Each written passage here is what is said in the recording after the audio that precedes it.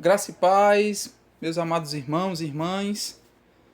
Vamos dar início à nossa segunda aula, iniciando aí no capítulo 1 da epístola que Paulo escreveu aos Colossenses, tá certo? Iremos fazer este capítulo em dois momentos. O primeiro deles, vendo aí do verso 1 ao verso 16, e no segundo momento, do verso 17 ao verso 23, tá bom? Com a sua Bíblia aberta, vamos começar a exposição. Do verso 1 ao verso 8, Paulo ele vai fazer o prefácio, né? Ou seja, essa fala introdutória, essa apresentação introdutória, e depois ele faz uma saudação aos amados irmãos da igreja em Colossenses. Tá certo? Vamos lá. Capítulo 1, verso 1, vai dizer assim: Paulo, apóstolo de Cristo Jesus, por vontade de Deus, e o irmão Timóteo, aos santos e fiéis irmãos em Cristo, que se encontram em Colossos, pela graça e paz a vós outros da parte de Deus, nosso Pai. Damos sempre graças a Deus, Pai de nosso Senhor Jesus Cristo, quando oramos por vós, desde que ouvimos da vossa fé em Cristo Jesus e do amor que tendes para com todos os santos. Por causa da esperança que vos está preservada nos céus, da qual antes ouviste pela palavra da verdade do Evangelho, que chegou até vós, como também em todo o mundo, está produzindo fruto e crescendo, tal acontece entre vós, desde o dia em que ouvistes e entendestes a graça de Deus na verdade. Verso 7. Segundo fostes instruído por Epáfras, nosso amado conservo, e quanto a vós outros, fiel ministro de Cristo, o qual também nos relatou do vosso amor no Espírito. Você percebe aí que no verso 1, Paulo ele mostra aí que ele não está só, ele tem uma companhia com ele, que é o irmão Timóteo. No verso 2, ele sauda a igreja com a sua forma, tradicional, graça e paz.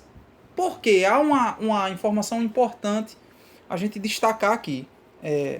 No contexto, a gente aprendeu na primeira aula que a igreja de Colossos era feita, da sua maioria, de um povo gentílico. Os irmãos eram gentílicos,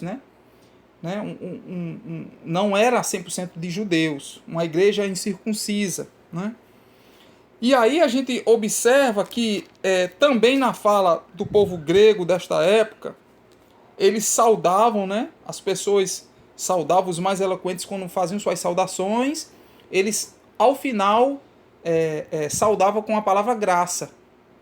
Você vai perceber ao longo do estudo que as palavras que esse grupo que queria implantar essas heresias, a heresia de Colossos na igreja, Paulo vai usar algumas palavras, iguais a eles para combatê-los. Uma delas é a graça. Paulo, além de saudar também com graça, saudava também a igreja com paz.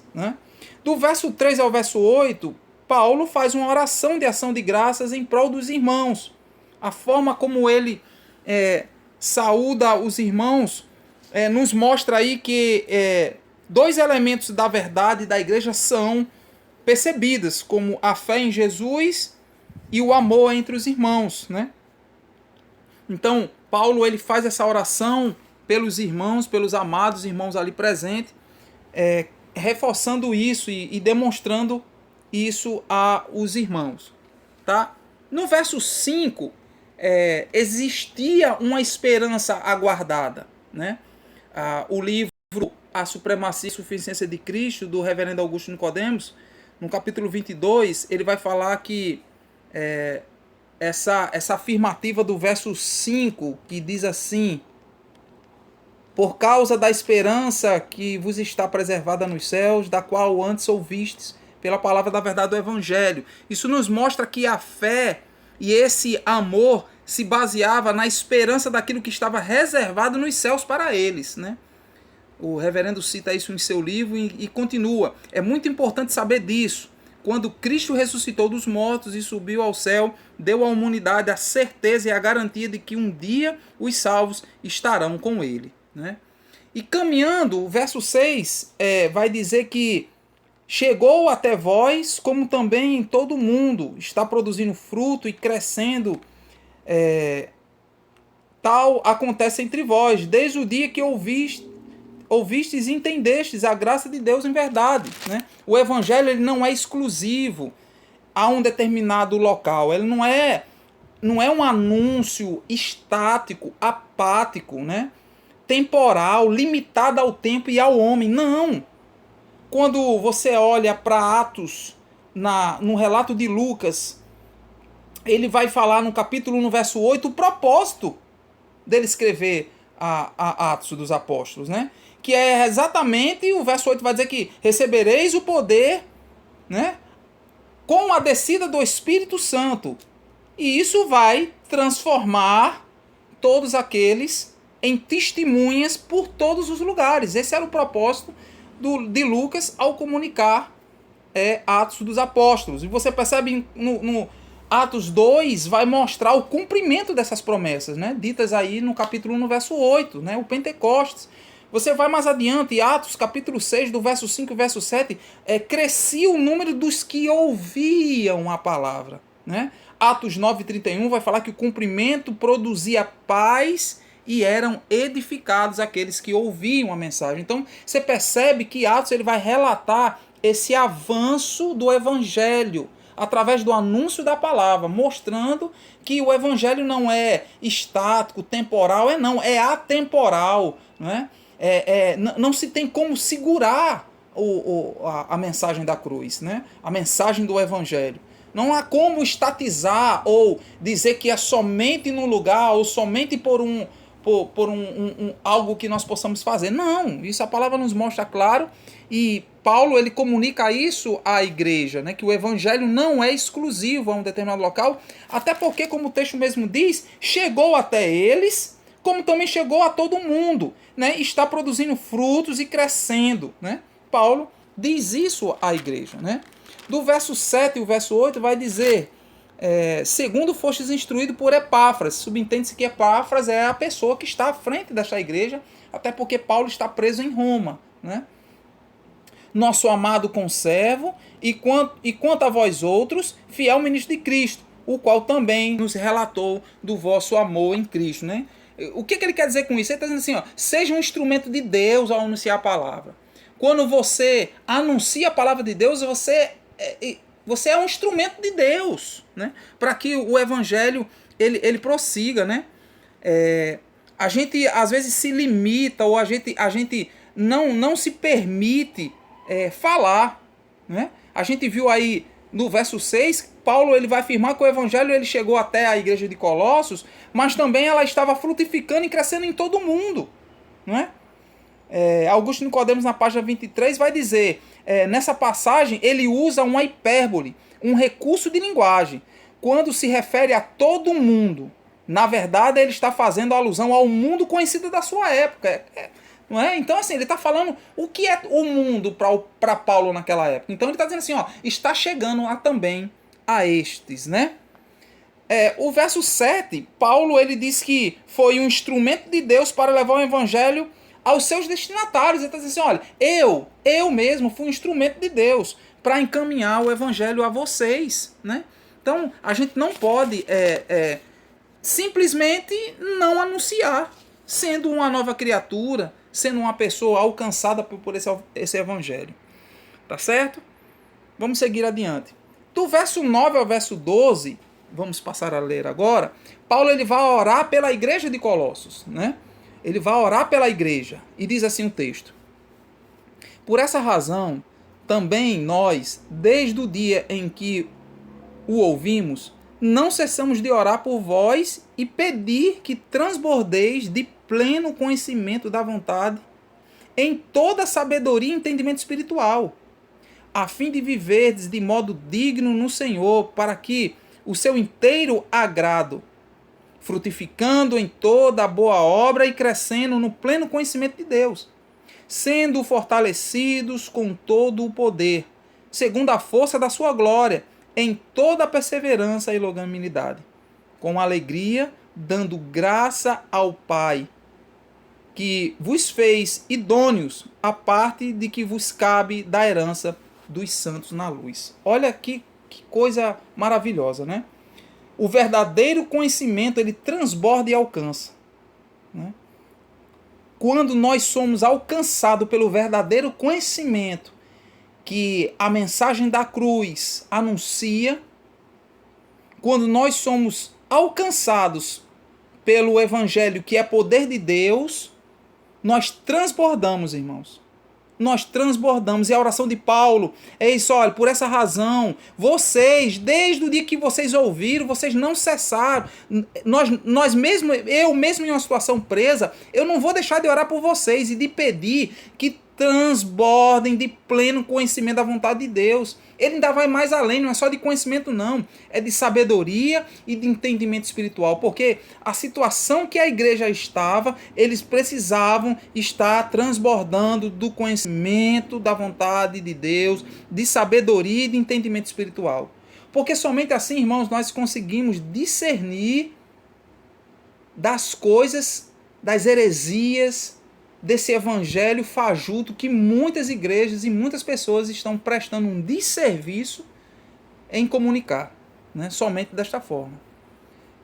Existe uma consequência que se traduz em prática, né? O verso 10 aí na parte A, ele vai dizer isso, a fim de viver de modo digno no Senhor, para o seu inteiro agrado, ou seja, você de posse desse conhecimento da verdade, sabedoria e entendimento espiritual, agora você vai expressar isso em prática, em vida prática, não é? Que frutifiquemos em boas obras, né? A parte B do verso 10 nos mostra isso, frutificando em toda boa obra e crescendo num pleno conhecimento de Deus, né? Crescer é santificar, irmão, né? Crescer é santificar, né? O verso 11 ao verso 12, ele nos traz esse fortalecimento espiritual, Atos 8, verso 8 vai falar desse receber o poder ao descer do Espírito. Nós iremos ter esse poder não por nossa força, por nossa sapiência, por nossa eloquência, pelo nosso domínio, não. É porque a partir desse momento nós somos tomados pelo Espírito Santo de Deus. E aí esse poder, ele ressalta, ele surge, né? E isso com propósito, né? Passamos a partir de agora ser transformados em testemunhas para que o evangelho alcance outras pessoas, né? A força da sua graça, Romanos 6, 4, vai nos mostrar isso, né? Que vai dizer assim o texto, Romanos 6, verso 4, fomos, pois, sepultados com ele na morte pelo batismo, para que com Cristo foi ressuscitado dentre os mortos, pela glória do Pai, assim também andemos nós em novidade de vida, irmãos. Só é possível andar em novidade de vida porque é a força da sua graça que nós não merecemos, né? Então Paulo vai dizer isso para os irmãos, olha, sejam fortalecidos de todo o poder. Sejam fortalecidos, né? Verso 12, ele fala aí, dando graça ao Pai que vos fez idôneos à parte que vos cabe na herança dos santos na luz, né? Essa palavra luz aí é uma metáfora a tudo que é de Deus, a tudo que é verdadeiro, a tudo que é santo, santidade, né? A tudo que é graça, amor, né? Não tem como desvincular, né? Não tem como fugirmos desta graça e desta luz, tá certo? Aquilo que uma pessoa professa e pensa, ela controla suas atitudes, irmãos. Suas ações, suas escolhas e seus posicionamentos, né? Aquilo que uma pessoa professa e pensa controla suas atitudes, suas ações, suas escolhas e seus posicionamentos, né? É importante sabermos disso. Do verso 13 ao verso 16, para a gente encerrar essa nossa segunda aula, Paulo vai iniciar no verso 13 sobre a excelência da pessoa e da obra de Jesus Cristo, né? A apresentação da pessoa de Jesus, né? É importante também, antes dele entrar no problema que a igreja está passando, né, fortalecer isso na mente dos irmãos. A obra de Cristo em nós. Primeiramente, assim, existe uma obra, uma excelência feita primeiro em você, através de Cristo, né? Verso 13 vai dizer assim: Ele nos libertou do império das trevas e nos transportou para o reino do Filho do seu amor, no qual temos a redenção, a remissão dos pecados. Olha que coisa maravilhosa, né? Essa é uma das sessões mais belas e talvez seja aquela em que Cristo e a sua obra são exaltados com mais clareza. Augusto Nicodemos vai citar isso no seu livro, né? O verso 13. Ele nos libertou do império das trevas, nos transportou para o reino do Filho do seu amor. Meu irmão, não tem como desvincular a cruz do reino de Deus. Não tem como, e às vezes a gente percebe na fala de alguns irmãos ou em alguns ensinos essa dicotomização do reino e da cruz, como se fossem eventos distintos, com propósitos distintos, e a gente não consegue, com muita clareza, a palavra de Deus nos mostra que estão entrelaçados, intrinsecamente ligados. A cruz e o reino, né? Essa libertação do império das trevas alcançado pela morte de Cristo na cruz do Calvário, ela vai nos transportar agora para um reino. Que reino é esse? O reino do Filho do seu amor, né? Verso 15 vai dizer: Este é a imagem do Deus invisível, o primogênito de toda a criação. E nós estamos aqui diante de uma situação interessante, né? O verso 15, Augusto Nicodemos vai dizer assim: Paulo ele vai explicar quem é realmente Jesus, o Filho amado de Deus. Paulo vai chamar de imagem de Deus invisível. A palavra aí que nós lemos por imagem, em português, não traduz corretamente a palavra grega eikon. Para a civilização ocidental, que é a nossa civilização, a palavra a palavra na nossa civilização, da qual fazemos parte, imagem, sempre se refere a algo imperfeito, não é? Sempre, uma cópia da realidade. Mas não é isso que Paulo está querendo dizer, né? Paulo ele está querendo dizer e afirmando que essa imagem, ela é uma imagem que indica uma réplica perfeita. Uma réplica perfeita. Não uma cópia. Por isso que eu coloquei aí no slide, você vai ver cópia versus réplica. A cópia somos nós. Essa imperfeição que o espelho, ao olhar, quando nós olhamos para um espelho, nós vimos nessa reflexão a nós mesmos, a imperfeição. Mas Cristo não. Quando se fala em imagem de Deus, fala-se de uma réplica perfeita, né? Uma imagem perfeita, sem falhas, né? Uma obra-prima de Deus. Tá?